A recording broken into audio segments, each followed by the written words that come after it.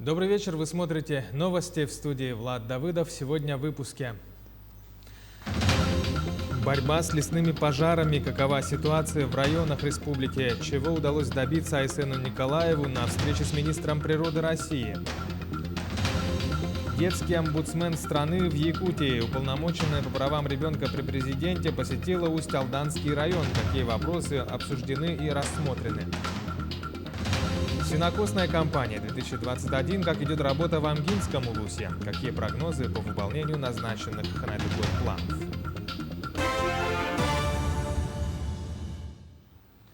Ситуация с лесными пожарами в республике остается напряженной. Об этом стало известно в ходе вечернего совещания оперативного штаба республики совместно с представителем Министерства природных ресурсов Алексеем Мельдинским. Усугубилась ситуация в населенных пунктах Ударник Тампонского района и Кылай Усть-Алданского улусов. На эти участки, по словам первого зампреда Якутии Дмитрия Садовникова, будут переброшены дополнительные силы. Количество пожаров также остается. Сегодня, по данным гидрометслужбы, сухая продолжительная погода будет стоять. Об этом также озвучили в федеральном штабе, то, что до 9 августа серьезных осадков у нас по республике не наблюдается. Что касается ситуации отдельно по районам, то с начала пожароопасного сезона на территории Татинского улуса зарегистрировано 12 лесных пожаров, из них 10 ликвидированы, 2 действующие. По состоянию на 5 августа площадь лесных пожаров в районе 15 тысяч гектаров лесной, в том числе 2000 гектаров верховой. Интенсивность сильная. Работают на пожаре 19 человек из Якутслесресурса, 18 это сотрудники Лесавии, также 44 мобилизованы. Сегодня после обеда ветер там усилился. На 16-м километре республиканской дороги Итыккёль-Харбалах местами пожар перешел на другую сторону. Проводится прокладка минерализованной полосы от речки Амыдай до речки Чабара с дальнейшим встречным отжигом. На 16-м километре Харбалахской дороги пожар дорогу перешел верховым. Фронт где-то километра 2 идет в сторону Барабула. Но сейчас надо принять меры, сейчас принимают меры по опашке где-то от 12 километра по визиру на север. Меры, чтобы в Итыккёль не пропустить огонь. Да, огонь быстро идет верховым. Сегодня ветер сильный, поэтому вот запросили помощь с Чульмана, 10-12 человек.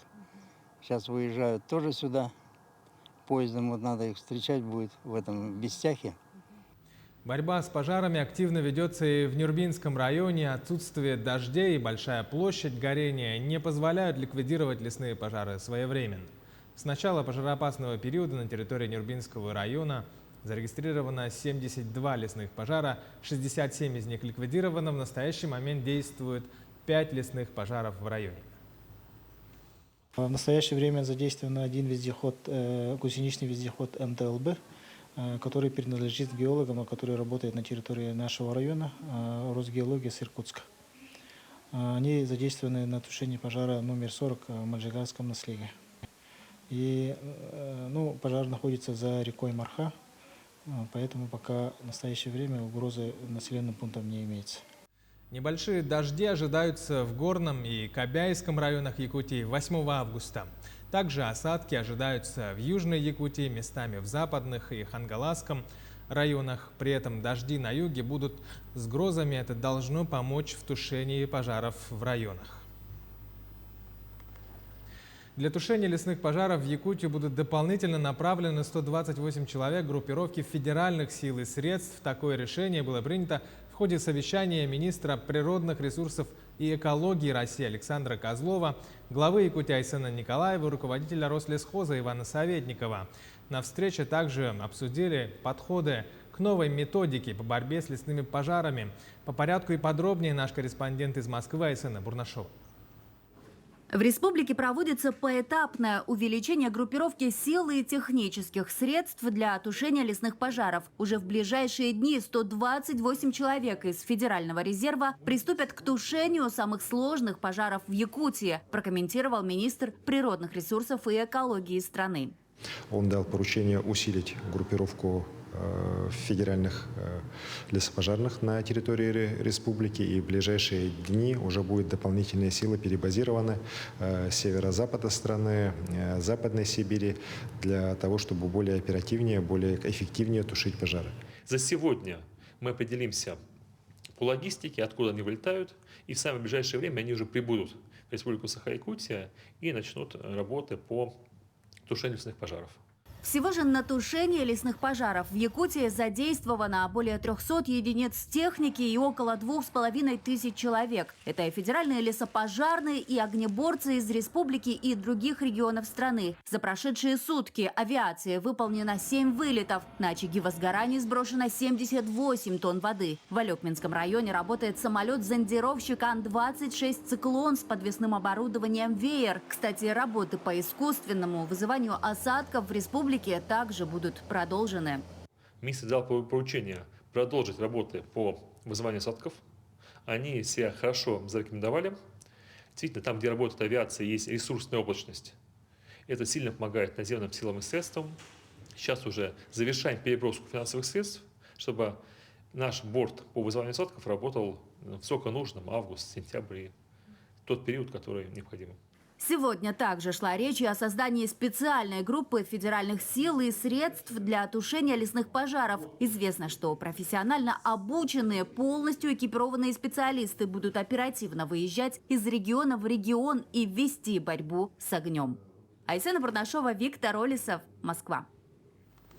К другим новостям. Уполномоченная при президенте России по правам ребенка Анна Кузнецова посетила Усть-Алданский УЛУС. В ходе рабочей встречи омбудсмен ознакомилась с системой образования района, осмотрела строящиеся объекты Мирюнской средней школы номер 2, детского сада Кескиль в Барагонцах. Далее Кузнецова посетила Мындабинскую среднюю школу, провела осмотр здания, интерната и спортивного зала в Мындабе, встретилась с спецсоставом учреждений. Безусловно, вопросы защиты детей общего плана – это то, что сегодня привело меня сюда. Мы обсудили вместе с главой республики темы, которые волнуют жителей региона. Это школы, это доступность образования для детей с особенностями развития, вопросы доступности медицины, социальной поддержки, территории большие. Я сегодня была в одном из районов. Мы летели туда достаточно долго, потом перемещались по территориям. Только на территории одного УЛУСа строится 7 объектов сейчас. И некоторые объекты чуть по отдалению еще. Конечно, видно, что работа ведется. Но в том учреждении, в котором я была, конечно, зрелище достаточно тревожное, потому что скоро, 1 сентября, туда приедут ребятишки. Нужно, чтобы как можно скорее были отремонтированы помещения, в которых они должны находиться. Далее омбудсмен вместе с главой региона Айсеном Николаевым провела рабочую встречу и совещание. Анна Кузнецова проинформировала об итогах посещения объектов образования Усть-Алданского района. Она также отметила, что в республике доля детского населения составляет 27%, тогда как в среднем по стране это 21%. Кузнецова обратила внимание на то, что удачный опыт республики в социальной сфере необходимо тиражировать и на другие регионы страны. В свою очередь, глава Якутии Айсен Николаев добавил, что в последние годы республика достигла немалых успехов. Лучшее доказательство тому, что за последние годы в Якутии возросло количество многодетных семей.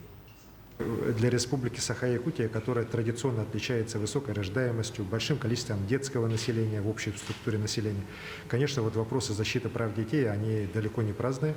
Мы всегда ставим во главу угла как раз развитие образования, развитие социальной защиты детей. Очень много делается. Вместе с тем, конечно, проблем у нас в республике хватает. И вот как раз мы с Анной Юрьевной обсудили и вопросы ремонта капитального в наших труднодоступных территориях, да и не только труднодоступных, но и вообще в целом по республике. Свыше 200 школ мы сейчас подали на программу капитального ремонта, которая объявлена нашим президентом Владимиром Владимировичем Путиным. Есть вопросы, безусловно, связанные с защитой прав детей-сирот. И тоже здесь вопросы увеличения федерального софинансирования строительства жилья, они тоже очень сегодня остро стоят не только для Якутии, но и для всех других субъектов. И мы очень рады, что Анна Юрьевна здесь нас тоже поддерживает. В Амгинском УЛУСе сенокосные работы идут в хорошем темпе. В этом году план заготовки сена составляет 32 тысячи тонн, и по состоянию на 5 августа заготовлено сено 11,5 тысяч тонн, что составляет 36% от данного плана. По заготовке кормов выполнение планируется в районе на 100%, а на заготовку сена прогнозируют на 86%.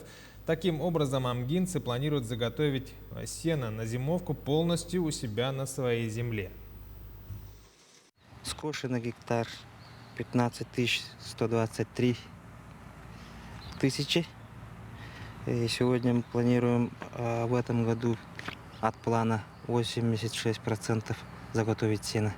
В связи в некоторых участках засуха у нас в двух поселках Алтанцы и Сатагай. В других деревнях ситуация более лучшая. В Хангаласском районе продолжается ремонт участка республиканской дороги Умнас между Покровском и Максагалохом. Протяженность ремонтируемого участка 16,5 километров. По контракту работы должны завершиться в 2022 году, но дорожники идут на опережение. На сегодня заасфальтировано уже 9 километров дороги, осталось 7,5. Всего в Улусе в этом году должны отремонтировать более 28 километров дорог в рамках национального проекта «Безопасные и качественные автомобильные дороги».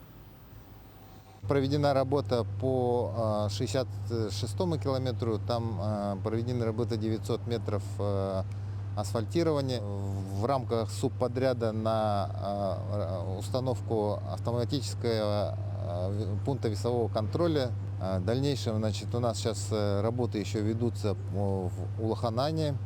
Там порядка 11 километров, из них 4 километра это асфальт внутри села Улаханан. И подъездной путь, это переходный тип покрытия, 7 километров. Все вышеперечисленные работы должны завершиться в этом сезоне.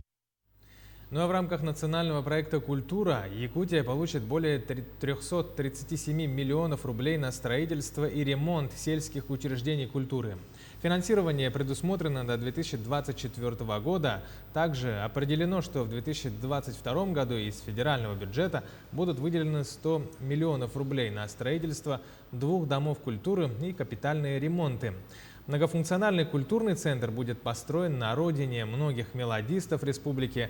Это в Вилюйском районе, в частности в селе Тымпы. Второй новый объект – это Дом культуры на 150 мест, будет построен в селе Кемпендяй Сунтарского района. Оба объекта планируется ввести в 2023 году. Об этом сообщили в Минкульте Якутии.